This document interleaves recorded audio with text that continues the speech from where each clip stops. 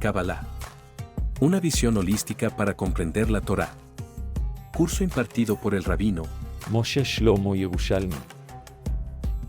Estamos continuando con nuestro tema. Habíamos comenzado el estudio de la letra Mem y no lo concluimos. Entonces, continuando con lo anterior, el significado de la letra Mem, que tiene valor numérico de 40, dice nuestro sabio lo siguiente: el valor numérico de Mem es 40. Dicho número significa el tiempo necesario para que cualquier proceso rinda sus frutos. Algunos ejemplos: en el desarrollo del embrión para su forma humana y su conexión con el alma, se ha establecido que 40 días, a partir de los 40 días de la fecundación, el alma entra en el 40º día, entra el alma al cuerpo del embrión. 40 días pasó Moshe antes de recibir la Torá.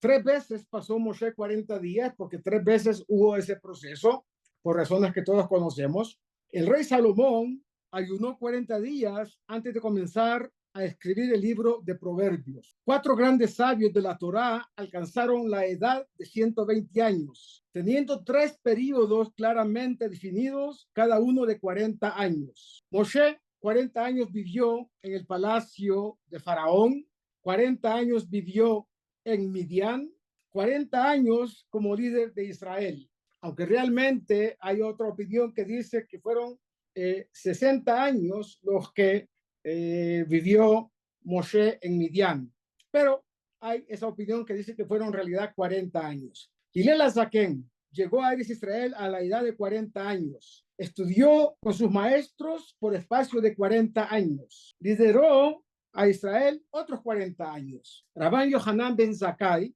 40 años estudió y trabajó. 40 años estudió con sus maestros. 40 años estudió, pero lideró también a Israel. Rabbi Akiva, es muy famosa la historia de Rabbi Akiva, que hasta los 40 años no tenía ninguna idea de lo que era la Torá, ni siquiera sabía leer. Entonces, 40 años trabajó como pastor, 40 años estudió y 40 años enseñó. Rabbi Tzadok ayunó diariamente por espacio de 40 años para evitar la destrucción del templo. Y 40 años se necesita tener la persona para llegar al estado de Biná. O sea, 40 años es que se dice que el hombre ya está claramente conectado con el entendimiento, con el mundo de Biná. Después de los 40 años se deberá comenzar los estudios místicos propiamente dicho, o sea, los estudios de la Torá, que se llama Torah Kabbalah, Jochmat Gen o Jochmat Anistar. 40 días de arrepentimiento para Nínive. Y también 40 días hay en el mes de Elul hasta el día de Yom Kippur. Y en esos 40 días los sefaredim acostumbran a decir Selijot todos los días de manera, permanente hasta Yom Kippur por la madrugada. Abraham cristalizó su deseo de propagar la unicidad de Dios a la edad de 40 años. 40 años estuvo el pueblo de Israel en el desierto.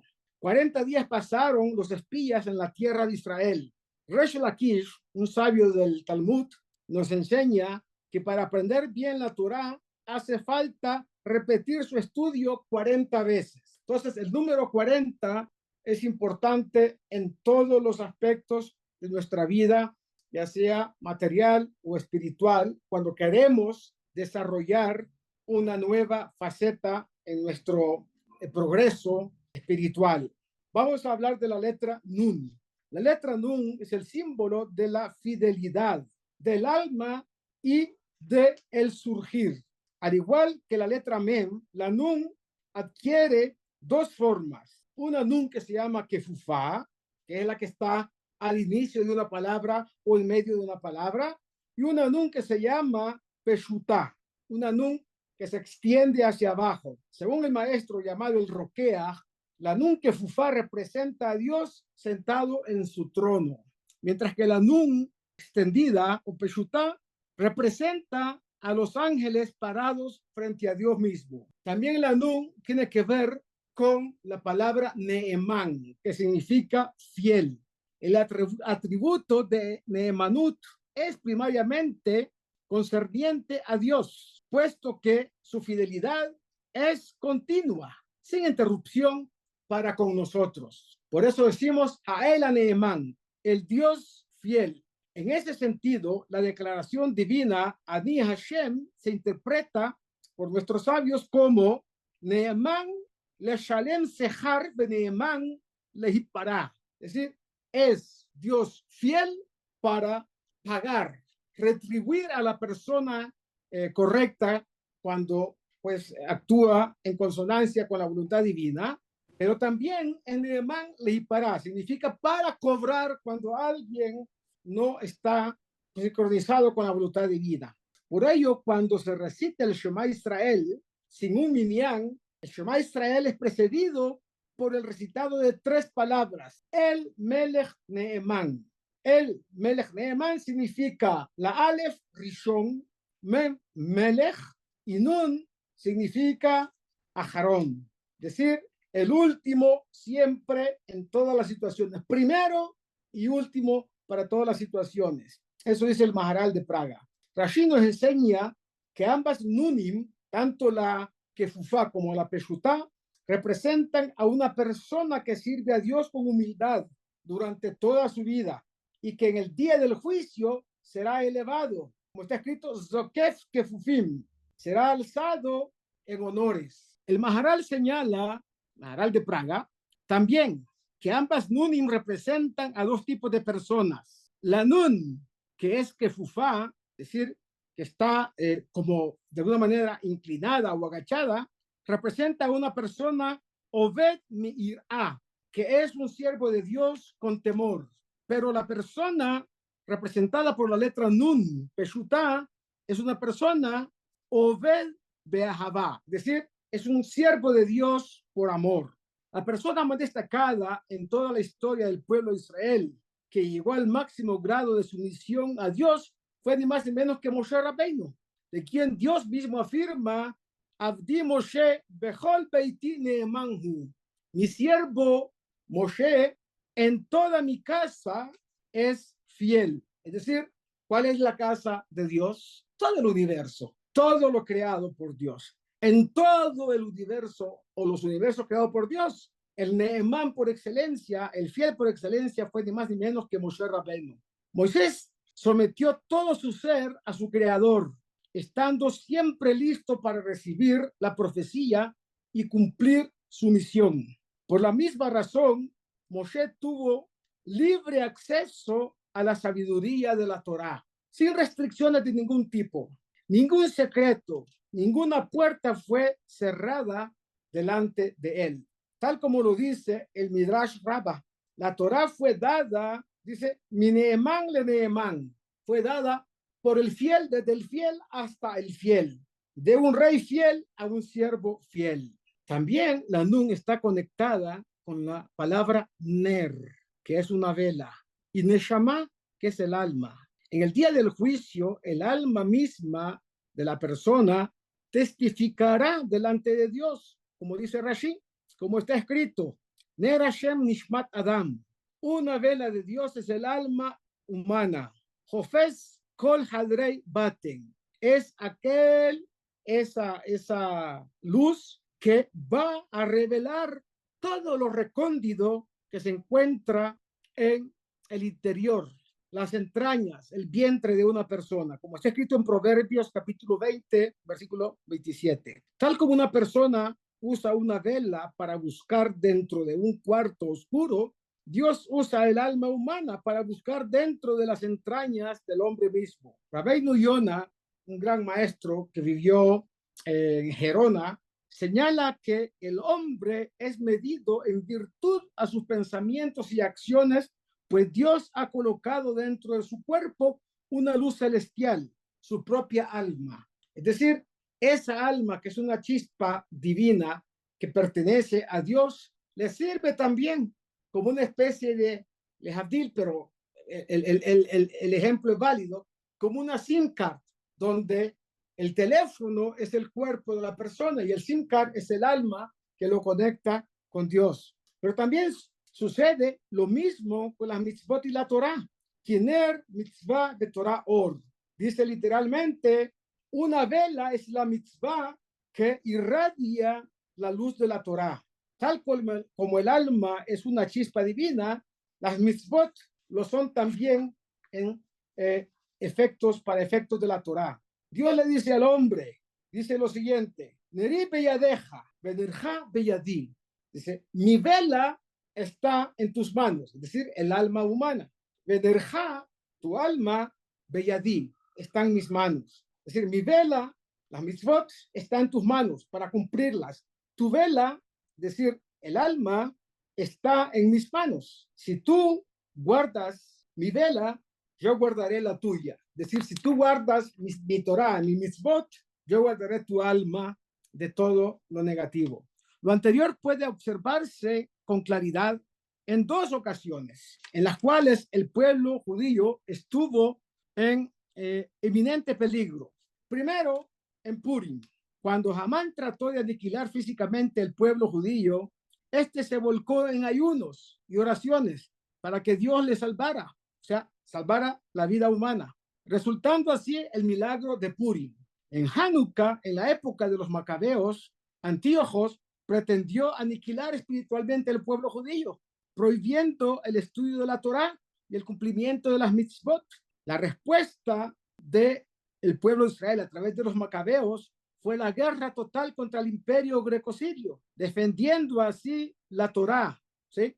Es decir, Ner Torá, la vela de Dios, resultando así en el milagro de Hanukkah, es decir, cuando esa luz encontrada por el Paja Shemen del Cohen Gadol fue encendida, esa luz irradió en las almas del pueblo de Israel.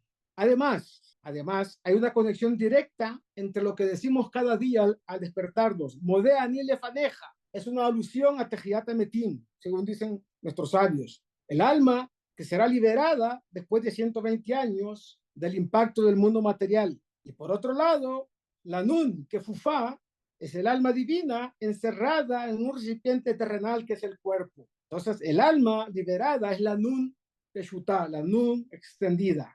La parábola, hay una parábola interesante, no creo que sea el momento de decirla, nos va a tomar mucho tiempo, lo hacemos en otra ocasión, pero está conectada con pues la letra Nun, que significa además perpetuidad. El rey David oró a Dios para que el trono de su hijo, el rey Salomón, y toda su casa fueran perpetuas. Como dijo, Lifnei Shemesh y non Shemó.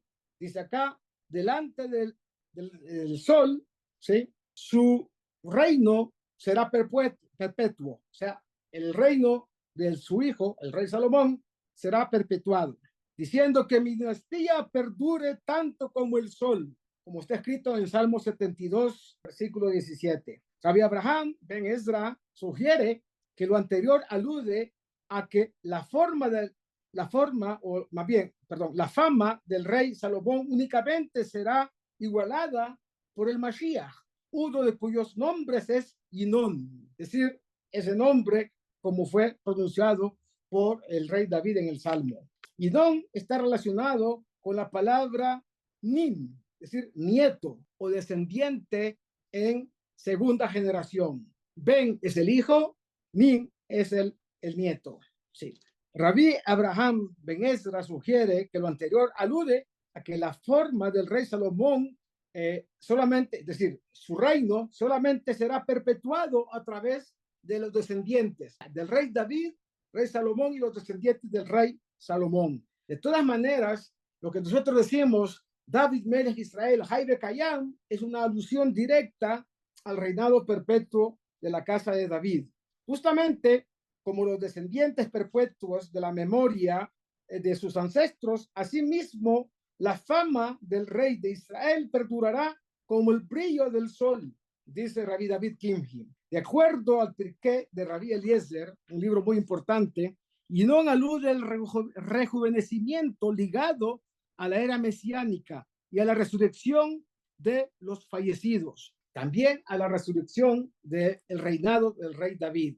El Mashiach, por otro lado, 4 nombres, como está escrito en el Tratado Talmúdico de Sanedrín, en la página 98b. Sí, el Mashiach tendrá el nombre de Menahem, Shiloh, Yinon y Haniná. Son 4 nombres potenciales que aluden a 4 diferentes, digamos, cualidades del carácter del Mashiach. Pasamos a continuación a la letra Samech. La letra Samech es el símbolo del sostenimiento, soporte, protección y la memoria. Su forma cerrada y redonda representa el atributo divino del soporte o sostén. Como está escrito, Somech Hashem Echol Anoflim. Dios sostiene a aquellos que han caído. Y esto está en 2 sentidos. Un sentido activo, aludiendo al Todopoderoso como proveedor o sostén del hombre. Y en un sentido pasivo, como sostén o salvación sobre el cual el hombre se apoya. Una plataforma. Además, en ese sentido, la Samech, ¿sí? Alude a Dios como confidente del ser humano. Sof Davar Hakol Nishma.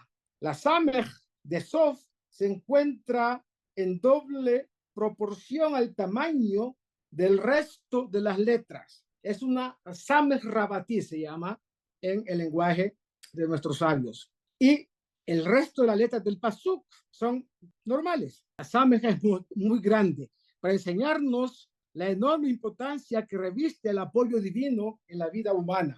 Su valor numérico es 60. Alude a la abundancia y complemento. Las palabras de los 10 mandamientos grabadas en las letras Samech y Men, ¿sí?, se sostenían por milagro. Acordémonos que las tablas de la ley que dio Dios a Moshe, las primeras eran letras que estaban grabadas, pero lo mismo decía de un lado de las tablas que de su anverso. Reverso y anverso tenían las mismas cosas grabadas. ¿Cómo puede ser que una letra como la Samech y la Mem Sofit, que realmente aluden a una letra completa, puedan de alguna manera sostener el centro de esa letra? Entonces, milagrosamente, esas letras estaban sostenidas. Y cuando, decir milagrosamente, en lo que es la superficie de ambas caras de las 2 tablas. Y por lo tanto, cuando Moshe rompió esas tablas, las letras se fueron hacia el cielo, hacia arriba. La Samech es la única letra regular que comprende 2 aspectos, ¿sí? Un área blanca interna y otro cuyo perímetro está compuesto por la letra misma, que es el valor numérico de la Kaf y la Vav juntas, es decir, el número 26. Una Kaf cerrada es una Samech. Lo anterior tiene connotaciones cabalísticas. El espacio interior alude a Dios, que es Kuló Ruhaniut, completamente espiritual. El marco externo al universo, el cual está lleno de la gloria divina. Por ello, donde quiera que uno se encuentre, estará siempre en contacto con la omnipresencia infinita de Dios. Y eso está simbolizado por la letra Samech. El ininterrumpido perímetro de la Samech representa además la infinita misericordia de Dios, sin principio y sin fin. Eso aludiendo a que la letra Samech es redonda. Usted puede trazar infinita cantidad de líneas sobre la misma línea todo el tiempo que quiera. Puede pasar toda su vida haciendo ese movimiento. No así cuando hablamos de una línea recta, que empieza en un punto y termina en otro. Retornar ya no es la misma línea, ya va al lado contrario. Por ende, es una línea distinta. Pero la Samech, que es redonda, usted puede muchísimas veces pasar sobre la misma línea y definitivamente puede considerarse como una acción que puede transmitirse ad infinitum. Por otro lado, de acuerdo al Midrash Otiyot de Rabbi Akiva, el perímetro de la Samech denota a Dios como protector y su interior a Israel como el protegido. Por eso, Somech Hashem lechol anofelim.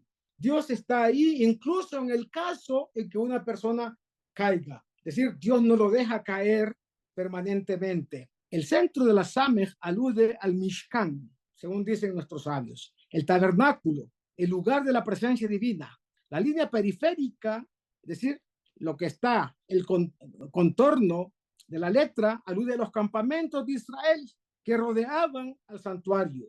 Lo mismo es en el caso de Eretz Israel. El Bet HaMikdash es el centro de la tierra de Israel y el pueblo de Israel a su alrededor el contorno del mismo. Pasamos ahora a la letra Ain. La letra Ain tiene el valor numérico de 70. Es el símbolo de la visión y la introspección. La palabra literalmente Ain significa ojo. Como el órgano de la visión, el ojo, la Ain revela más que el resto de las letras. Similarmente, el sentido de la vista revela más que el resto de los sentidos, tal como lo dicen nuestros sabios. Escuchar no es lo mismo que ver. Cuando uno escucha, bueno, uno tiene que estar cerca de, digamos, la fuente de lo que quiere escuchar. Pero para ver, uno puede ver a distancia muy larga. No es necesario poner nuestros ojos directamente conectados con lo que se quiere ver, sino a distancia uno observa. Similarmente, el sentido de la vista revela más que el resto de los sentidos. La palabra ayin está íntimamente relacionada con la palabra ma'ayan, que significa manantial. Mediante el estrecho orificio del ojo, el universo entero puede ser percibido.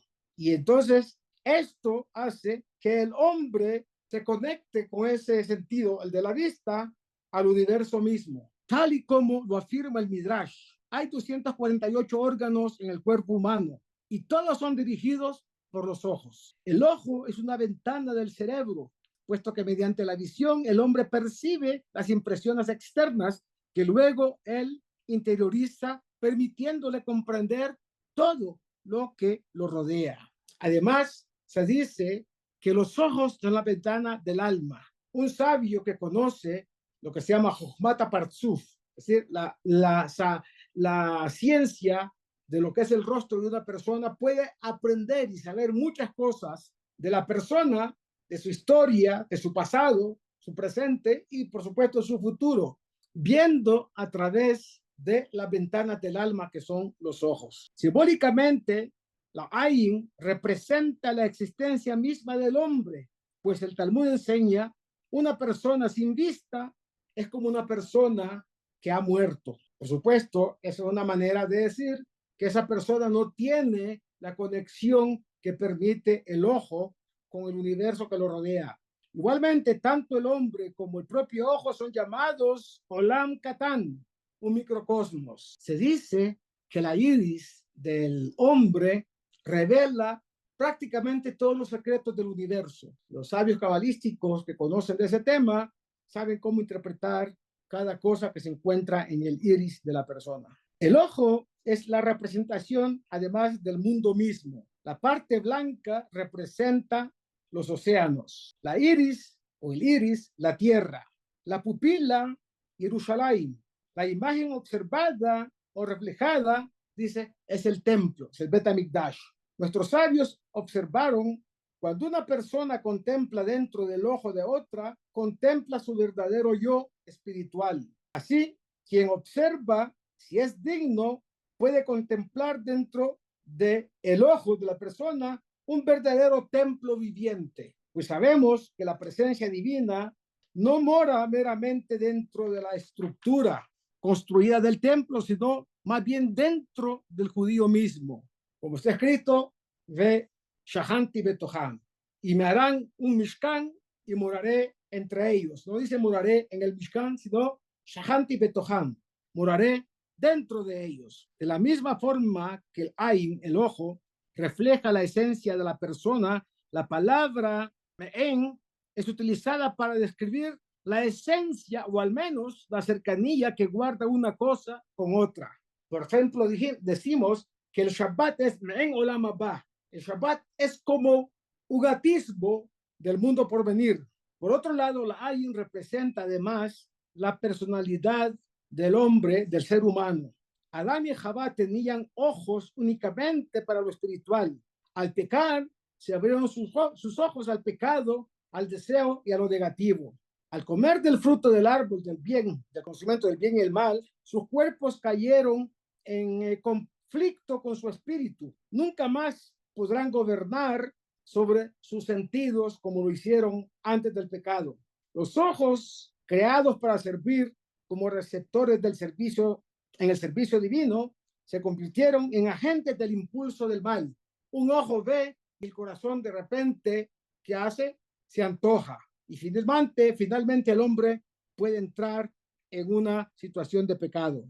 Con respecto a los tzitziot, la mitzvah del talit, los tzitzit, está escrito Uritem oto uzhartem, y veréis literalmente al tzitzit y recordaréis todos los preceptos de Dios. Pero hay otra interpretación que dice Uritem oto, no es y verán al tzitzit.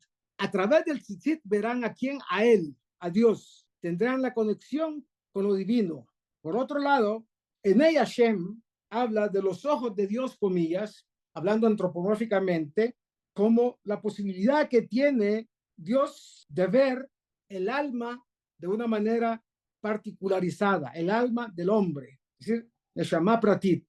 Cuando Israel se encuentra en el exilio y el sagrado templo en ruinas, la presencia divina no puede ser percibida por el ojo humano, pero en el futuro la bendición Ain Be'ain será una realidad, es decir, ojo a ojo, el ojo verá literalmente a la presencia de Dios. El número 70, que es el valor numérico de la letra Ain, alude a una espiritualidad íntegra. El Midrash ilustra muchos ejemplos en los cuales el número 70 implica mucha espiritualidad o que está compuesto por 70 facetas. Por ejemplo, dice el Midrash, Dios tiene 70 nombres. La Torá tiene 70 facetas. La Torá tiene 70 nombres. Israel tiene 70 nombres. Israel se originó en 70 almas que vinieron a Egipto con Jacob. Israel fue escogido de entre 70 naciones. Además, en el año hay 52 Shabbatot y 18 días de fiesta. 52 Shabbatot y 18 días de fiesta suman 70, que es espiritualidad pura. La Torá fue transmitida por 70 ancianos, que se eran llamados Enei Haedah, los ojos de la congregación. El Sanedrín estaba compuesto por 70 miembros y su presidente. La Torá fue traducida a 70 idiomas. Jerusalén tiene 70 nombres. El templo tenía 70 pilares. En Sukkot se sacrificaban 70 korbanot, 70 sacrificios para las 70 naciones del mundo. Después del diluvio, 70 naciones descendieron de Noah. 70 naciones emergieron después de la Torre de Babel. Por otro lado, el vino recuerda la esencia de la persona. Nichnas yain yotze sod, dicen nuestros sabios. Entra el vino y sale el secreto. Alude primero a que el vino es la sabiduría, y cuando la persona interioriza ese vino, que es la sabiduría, sale sod, sale el secreto. Ambas palabras, yain, vino en hebreo, que se escribe yud, yud, nun, tienen el valor numérico de 70. Y sod, la palabra para secreto, también tiene el valor numérico de 70, como la letra Samech, 60, Vav, 6, la Dalet 4, 70. Alrededor del vino, las naciones revelan su esencia, su parte más reveladora. El secreto de Israel está en el Kiddush. El Kiddush que nosotros pronunciamos en la víspera de Shabbat o en Shabbat mismo, mejor dicho, el viernes por la noche, como está escrito, Sod Hashem Yireav, Ve'et Yesharim Sodo. Sod significa también defensor o divina providencia. En otras palabras, siempre que estamos nosotros celebrando algo, el vino está conectado con nosotros. En Pesach tenemos 4 copas de vino y la quinta para tenerla simbólicamente para Eliyahu Naví. Eliyahu Naví es aquel que va a venir a darnos la buena nueva de la redención final. Hacemos Kiddush en Yom Tov, hacemos Kiddush en Shabbat, y eso alude a que la palabra Sod está conectado con la providencia divina. Vamos ahora a entrar en la letra Pei, que alude al sentido del habla y del silencio. Y literalmente la palabra que denota la letra Pei significa boca, boca. Cuando Dios creó al hombre, lo diferenció del resto de la creación con el hecho de haberle insuflado un aliento de vida, un aliento especial. Vaipach be'apav, acá, Nishmat Haim, le insufló en sus narices, ¿sí? Un alma de vida, un alma viviente. Vaihiha Adam le nefesh hayá. Y el hombre se convirtió en un alma con vida.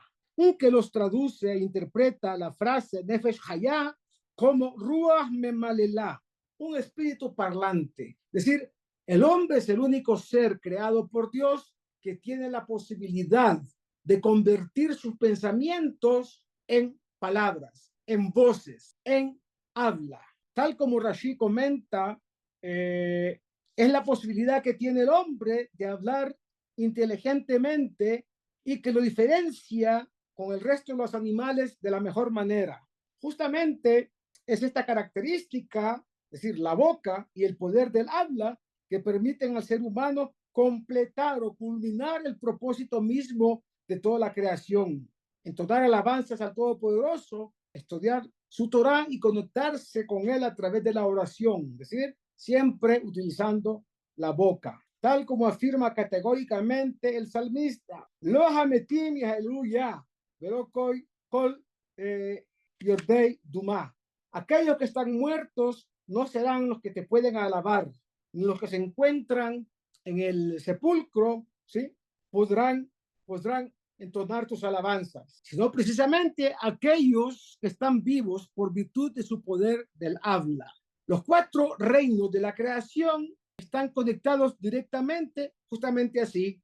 Primero está el mundo mineral, domem, se dice en hebreo, ¿sí? Domem está ahí, lo vemos, no puede moverse. Somea crece, se mueve hacia arriba, pero no se puede desplazar. Hay son los animalitos, todos los que tienen la posibilidad de respirar, de moverse, de alimentarse. Pero el único que es metaper es el hombre, que es el que habla. Mediante el habla, el hombre puede transmitir sus ideas y conceptos a otros, y por ello el habla es la base de toda comunicación y por ende la base de toda la civilización. Pensamiento es mahshabah. Uno no sabe cuáles son los pensamientos de una persona, pero se descubre a través del habla. Cuando la persona abre la boca y dice algo, uno dice, wow, este tipo es una persona inteligente, este tipo, mejor dicho, no tiene idea de lo que está diciendo, por lo tanto, no se puede considerar una persona sabia. Y por supuesto que incluso los dirigentes que tenemos en las diferentes naciones del mundo, su inteligencia se expresa por la forma en que se comunica, es decir, cómo hablan. Dice el Talmud, Devarim, Shebalev, Einan Devarim. Las cosas que están en el corazón o en el pensamiento de la persona no se llaman cosas. La palabra davar es palabra y también es cosa. Devarim, palabras. Los pensamientos no son cosas. Los pensamientos no son palabras. Por ende, expresa con la boca se llama realmente cosas o palabras. El Rambam, Rabbi Moshe Ben Maimón, declara que incluso el arrepentimiento es incompleto e inefectivo mientras no lo haya expresado la persona verbalmente en el vidui, en la confesión que tenemos allá en el rezo. Asimismo, otras muchas aplicaciones alágicas, incluso las más profundas y sinceras resoluciones, no tienen validez a menos que hayan sido articuladas verbalmente. Una persona cuando va a desposar, un hombre que va a casarse con una mujer en el judaísmo, el hombre dice, Arei ad mekudeshet li. He aquí tú, que tú me eres consagrada a mí. No lo puede decir con señas, no lo puede decir escrito, tiene que verbalizarlo. ¿Me entiendes? Si no, no tiene efecto, no surte efecto. Otros ejemplos son la confesión del pecado, la anulación del hametz, un divorcio. La persona cuando Dios libre, pero si ocurre, se divorcia, la persona, el hombre, tiene que decirle a su mujer que a través del documento de divorcio, ella queda consagrada para otro cualquier hombre, sea divorciada de él, pero tiene que ser expresado con palabras. La tefilá, el rezo, nosotros no podemos hacerlo mentalmente, tenemos que expresarlo con palabras que brotan de nuestros labios. Lo mismo con el estudio de la Torá, supuesto las bendiciones. todo lo que tiene que ver con una expresión que hace que una persona adquiera obligaciones y compromisos, tiene que ser expresado con palabras. Lo mismo el estudio de la Torá. Cuando decimos en el Kriyat Shema, en el Shema Israel, repetirás estas palabras a tus hijos y hablarás de ellas. Hay otra parte, cosas importantes sobre este tema de la letra P, así que podemos decir y tratar de concluir esto. Dice acá, el bebé dentro del vientre materno aprende y convive con el mundo de la Torá, pero solamente escucha. Hay un midrash que dice que un ángel enseña Torá a la persona.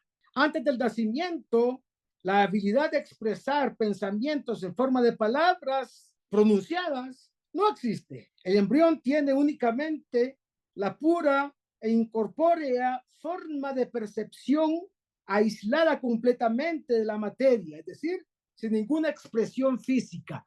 Es el pensamiento no verbalizado. Yo no sé, porque no me acuerdo cuando uno está chiquito, cómo piensa uno. Uno no piensa con palabras cuando está infante, porque no tiene el don del habla todavía. Entonces los pensamientos no son verbalizados, son probablemente asociación de figuras y de imágenes que de alguna manera le permiten interactuar al niño con lo que está alrededor, al bebé sobre todo. Al momento de entrar en este mundo, un ángel le golpea en la boca, dice el Midrash, causándole la pérdida de la memoria, olvidando así la Torá aprendida. Pregunta a nuestros sabios, ¿qué sentido tiene aprender toda la Torá y al momento de venir a este mundo olvidarla? Bueno, alguien dijo que aprender es recordar. Aprender algo es recordar algo que ya se tenía en la conciencia. Y exactamente esa es la idea. La persona cuando está todavía en el vientre materno, se le dice exactamente una cantidad de cosas que van a configurar lo que va a ser su vida extrauterina. Entre ellos el tema de la Torá. Ahora, una vez en el mundo, le toca crecer intelectual, materialmente, para poder empezar en el proceso de interiorizar aquello que escuchó de boca del malaj en el vientre materno. Al nacer pierde ese estado de percepción.